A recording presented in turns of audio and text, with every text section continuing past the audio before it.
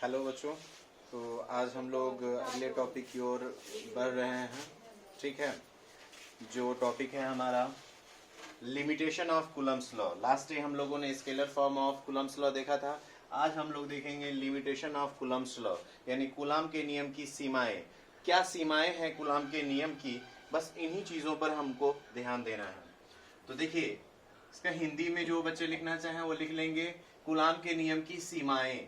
ठीक है, तो पहला जो सीमा है कूलाम के नियम का वो ये है कि कूलाम का जो नियम है वो सिर्फ और सिर्फ स्टैटिक चार्जेस के लिए होता है, यानी स्थिर आवेशों के लिए होता है। यानी ऐसे चार्ज के लिए वैलिड होता है जो क्या होता है, स्थिर अवस्था में होता है, स्टैटिक पोजीशन में होता है, यानी मोशन में नहीं होता है। वो क्या होता है, स्टैटिक पोजीशन में होता है। उन चार्जेस के लिए ये नियम फॉलो करता है।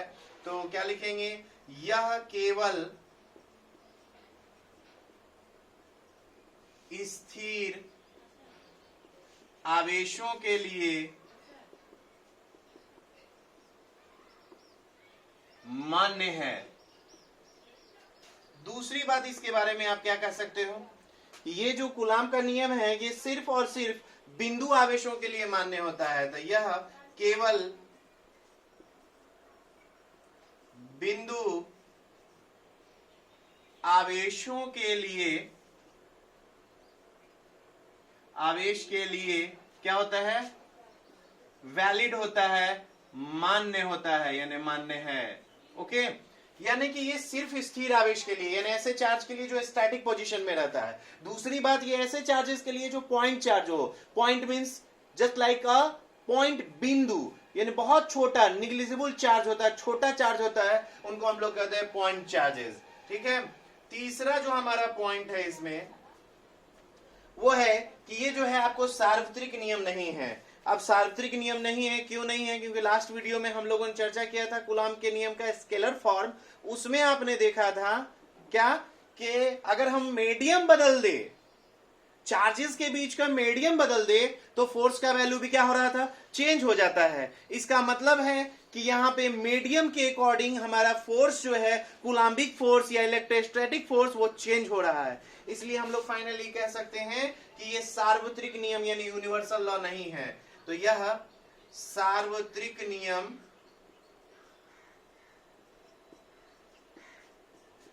यूनिवर्सल लॉ नहीं है। ओके, उसके बाद देखिए कुछ ऐसी जगह हैं जहां पे आपको ये नियम फॉलो नहीं करता है। अब जैसे मैंने कहा कि प्लस प्लस के बीच मतलब मैंने क्या, एक कूलाम साहब ने कहा कि प्लस प्लस या माइनस माइनस के बीच क्या होता है, according to Coulomb's law repulsion होना चाहिए सेम नेचर में। तो न्यूक्लियस में ऐसा नहीं होता है। न्यूक्लियस में प्लस प्लस में क्या होता है, अट्रैक्शन होता है। न्यूक्लियाई फोर्स हम लोगों ने क्लास 11th में थोड़ा सा स्टडी किया था कि नेचुरल फोर्सेस होते हैं, उन नेचुरल फोर्सेस में एक हमारा न्यूक्लियर फोर्स भी था। तो न्यूक्लियर फोर्स में हम लोगों ने देखा कि उसमें हमेशा क्या होता है, अट्रैक्शन फोर्स होता है। कौन सा फोर्स होता है, अट्रैक्शन फोर्स। तो इसमें क्या होता है कि ये जो है, यह 10 के पावर -15 मीटर जो कि न्यूक्लियस का रेडियस होता है से अधिक दूरी के लिए मान्य होता है। अधिक दूरी के लिए मान्य है, मतलब इससे कम दूरी या इतना दूरी में ये वैलिड नहीं होता है। यहां पे आपको ये नियम नहीं लगेगा, कूलाम का नियम वैलिड नहीं होगा। बात समझ में आ रहा है। तो फर्स्ट ऑफ ऑल पहला हम लोगों ने देखा कि यह केवल स्थिर आवेशों के लिए मान्य है। दूसरा देखा हम लोगों ने कि यह केवल बिंदु आवेशों के लिए मान्य है। तीसरा, यह सार्वत्रिक नियम नहीं है। चौथा पॉइंट हो गया कि यह 10 के पावर -15 मीटर से अधिक दूरी के लिए वैलिड होता है। ओके, चलो बच्चों, तो हम लोग इससे आगे बढ़ते हैं। तो लिमिटेशन ऑफ कूलम्स लॉ हम लोग समझ गए। अब देखिए,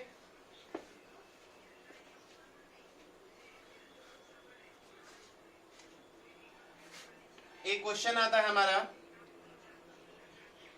स्थिर विद्युत बल के गुण। स्थिर विद्युत बल या इसी को कहते हैं कूलाम बल के गुण। कूलाम बल के गुण, properties ऑफ इलेक्ट्रोस्टैटिक फोर्स और कूलम्बिक फोर्स। कूलम्बिक फोर्स, इसको कूलम्बिक फोर्स भी कहते हैं हम लोग। सबसे पहले इसके कुछ प्रॉपर्टीज पर हम लोग ध्यान देंगे कि इसकी क्या क्या प्रॉपर्टीज है, कूलम्बिक फोर्स क्या है। फर्स्ट ऑफ ऑल पहली बात हम इसके बारे में बता दें आपको कि कूलाम के नियम का पहला प्रॉपर्टीज है, ये केवल ये स्थिर आवेशों के बीच लगता है, यानी यह आवेशों के बीच लगता है। किसके बीच? यह आवेशों के बीच क्रियाशील होता है। किसके बीच होता है? आवेशों के बीच क्रियाशील होता है ना।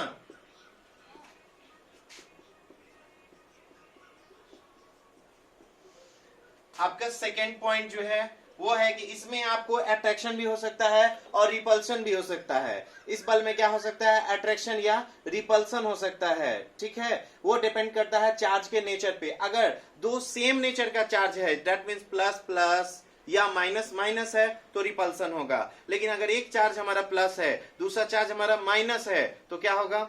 अट्रैक्शन होगा। यानी attraction between opposite nature charges and repulsion between two same nature charges. जिन्हें दो सेम नेचर का चार्ज जो होता है उनके बीच रिपल्शन होता है और जो अपोजिट नेचर होता है उनमें अट्रैक्शन होता है।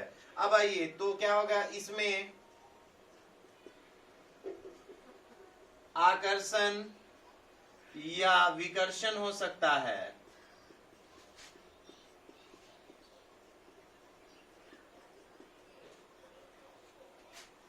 तीसरा पॉइंट हमारा होगा इसका, ये जो बल है ये एक प्राकृतिक बल है। तो यह एक प्राकृतिक बल है, यह एक कैसा बल है? प्राकृतिक, नेचुरल फोर्स है, प्राकृतिक बल है, यानी नेचर में पाया जाता है। फोर्थ पॉइंट इसके बारे में, ये जो फोर्स होता है ये गुरुत्वाकर्षण बल से बहुत प्रबल होता है, स्ट्रांग होता है। तो यह अब हम लोग सिद्ध भी करेंगे आगे, जब हम लोग एक न्यूमेरिकल पढ़ेंगे एनसीईआरटी का, तो उसमें हम लोग सिद्ध भी करेंगे कि यह जो है ग्रेविटेशनल फोर्स से क्या होता है? स्ट्रांग होता है। यह गुरुत्वाकर्षण बल से प्रबल होता है, यह गुरुत्वाकर्षण बल से प्रबल, जिसको हम लोग कहते हैं स्ट्रांग, स्ट्रांग होता है। ओके। फिफ्थ नंबर, ये जो आपका फोर्स है ये आपका मीडियम पे डिपेंड करता है, यानी चार्ज के बीच का अगर हम मीडियम चेंज कर देंगे तो ये फोर्स भी चेंज हो जाएगा। इससे स्पष्ट होता है कि अगर हम मीडियम बदल दिए तो फोर्स बदल गया, फोर्स बदला, दैट मींस ये कभी भी यूनिवर्सल फोर्स नहीं हो सकता है, यानी यूनिवर्सल फोर्स नहीं है, यह यूनिवर्सल फोर्स नहीं है, यूनिवर्सल फोर्स नहीं है। ओके। उसके बाद देखिए इसके बारे में, यह व्युत्क्रम वर्ग नियम का पालन करता है। यह व्युत्क्रम वर्ग नियम का क्या करता है? नियम का पालन करता है। इनवर्स स्क्वायर लॉ, यानी 1/r² बताए थे आपको हम कि F बराबर होता है K Q1 Q2 by r²। तो ये इनवर्स स्क्वायर लॉ को फॉलो करता है। ओके। चलिए, तो उम्मीद है बच्चों आपने ये टॉपिक लिख लिया होगा, और नहीं लिखे हैं तो आप इसको नोट कर लेंगे। ओके।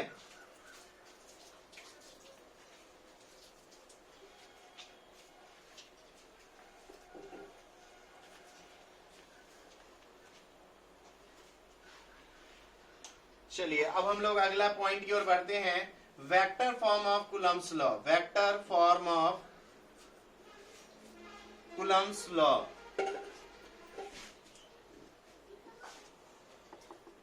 चलिए, इसको बहुत सरल विधि से हम लोग आज चलेंगे, एकदम सरल विधि, बहुत ही सिंपल मेथड से हम लोग vector form of Coulomb's law लाएंगे, ठीक है। जो सिर्फ बोर्ड एग्जाम के लिए स्पेशली हमारा है, तो बोर्ड एग्जाम के लिए हम लोग बहुत सिंपल मेथड में लाने वाले हैं इसको, कूलम्ब्स लॉ को। अब देखिए, सबसे पहले ध्यान दीजिए, मान लेते हैं कि ये Q1 चार्ज से पोजीशन वेक्टर r पर एक दूसरा बिंदु आवेश Q2 है। ओके। Q1 चार्ज से स्थिति सदिश r पर एक दूसरा बिंदु आवेश कौन है, Q2 है। तो Q2 पर मान लीजिए कि अगर बल लग रहा है F, Q2 पर कितना बल लग रहा है, F, Q1 के द्वारा।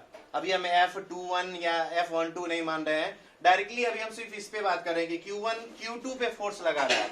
सबसे पहले क्या मानना है बच्चों इसमें, तो आपको मानना पड़ेगा कि माना Q1 बिंदु आवेश Q1 से स्थिति सदिश R पर एक दूसरा बिंदु आवेश Q2 है, जिस पर Q1 द्वारा लगने वाला बल, जिस पर Q1 द्वारा लगने वाला जो फोर्स है, एक्सर्ट फोर्स जो है, वो कितना होगा, F होगा। ओके, अब देखिए यहाँ पे according to the diagram, from diagram से आप एक चीज देख सकते हो, क्या कि ये जो R है इस डायरेक्शन में है और ये जो F है ये भी इसी डायरेक्शन में है, यानी both are in same direction. So F cap is equal to R cap, आप लिख सकते हैं इक्वेशन 1।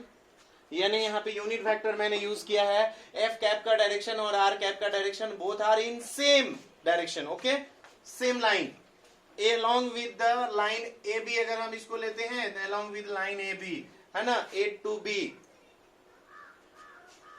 अब चलते हैं फ्रॉम कूलम्ब्स लॉ, चलो कूलम्ब्स लॉ से चलते हैं। क्या होगा, F इज इक्वल टू, हमने क्या पढ़ा, 1/4 pi epsilon naught Q1 Q2 by R square. अब देखिए मैं क्या करने जा रहा हूं, इन दोनों इक्वेशन को मैं कंबाइन करूंगा, कंबाइंड इक्वेशन 1 एंड 2। ओके, तो कंबाइंड इक्वेशन 1 एंड 2, देखिए यहाँ पे समझ में आ गया। सबसे पहले क्या मानेंगे कि माना Q1 बिंदु आवेश से स्थिति सदिश R पर एक दूसरा बिंदु आवेश Q2 है, जिस पर Q1 द्वारा लगाया गया बल F है। तो from diagram F cap is equal to R cap, equation 1 from Coulomb's law, F is equal to 1/4 pi epsilon naught Q1 Q2 by R square, equation second. अब हम लोग इसको लिखेंगे, नाउ कंबाइंड इक्वेशन 1 एंड 2, 1 और 2 को हम लोग combine करने वाले हैं, LHS में LHS को कंबाइन कर देंगे बच्चों, और 1/4 pi epsilon naught Q1 Q2 by R square into R cap. अब देखिए आपने 11 पे पढ़ा था A cap is equal to vector A होता है, सो यहाँ पे हम लोग वेक्टर F यूज करेंगे, 1/4 pi epsilon naught Q1 Q2 by R cube into R cap. मैंने यहाँ पे क्या किया है, R से गुना भी किया, R से भाग भी दिया है। अब देखिए vector F is equal to हो जाएगा 1/4 pi epsilon naught Q1 Q2 by R cube into vector R। This is called the vector form of Coulomb's law, vector form of. बच्चों एक और मेथड होता है इसका, जो कि हम सदिश योग नियम से भी ला सकते हैं, है ना, ट्रायंगल बना करके। तो उस मेथड से भी हम लोग दूसरे वीडियोस में चलेंगे। पहले अभी हम लोग सिर्फ चल रहे हैं बोर्ड एग्जामिनेशन के व्यू से। बोर्ड एग्जामिनेशन में हम लोग को एक दायरा होता है, उस दायरे के अकॉर्डिंग अभी हम लोग चल रहे हैं। जब हम लोग कॉम्पिटिटिव सेक्शन में चलेंगे तो उसमें हम लोग और भी मेथड्स को देखेंगे, कि इसको हम लोग दूसरे मेथड से भी लाएंगे, है ना, वेक्टर मेथड से। ओके, उम्मीद है आपको इसमें कोई प्रॉब्लम नहीं होगा। ये हमारा है vector form of Coulomb's law. Okay, देखिए आज की वीडियो में हम लोग यहीं तक पढ़ेंगे। ओके, तो आप लोग को अगर कोई प्रॉब्लम हो, आप मुझे व्हाट्सएप पे जो मेरा नंबर है उस पे आप लोग मैसेज कर सकते हैं। कोई क्वेश्चन प्रॉब्लम हो आप उससे पूछ सकते हैं। Okay, thank you. और आप लोग उम्मीद रखते हैं कि आप लोग याद करते होंगे। इसको पढ़िए रेगुलरली, बहुत इंपॉर्टेंट टॉपिक है, इसको हम लोग याद करेंगे। यहाँ तक आज जो मैंने पढ़ा है लिमिटेशन ऑफ कूलम्ब्स लॉ, वो नेक्स्ट ईयर के एग्जाम के लिए बहुत ज्यादा इंपॉर्टेंट है, VVI है, आप उसको याद करेंगे। Okay, thank you, good luck.